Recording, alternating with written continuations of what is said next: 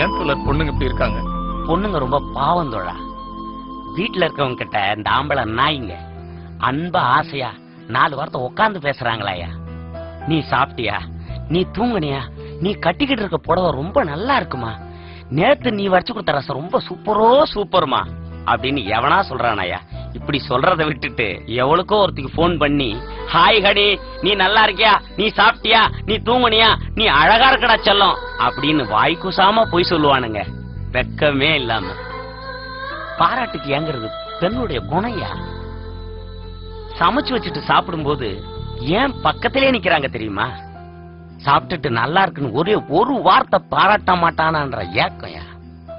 இப்படி பாராட்டலன்றத புரிஞ்சுக்கிட்ட இந்த மாதிரியான நாய்ங்க அவங்கள தவறா பயன்படுத்துறானுங்கயா.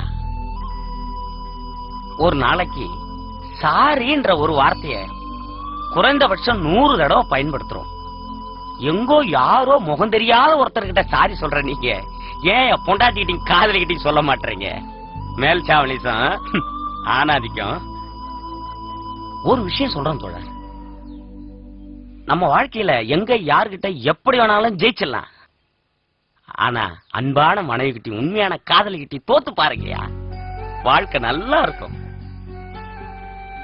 இப்படிப்பட்ட ஒரு வாழ்க்கையை வாழணுங்கிற போதுதான் ஒரு விபத்துல என்னுடைய பொண்டாட்டி பிள்ளைகளை இழந்து 2 கால்களை இழந்து இங்க கிட்ட அனாதையா கிடக்குறேன்.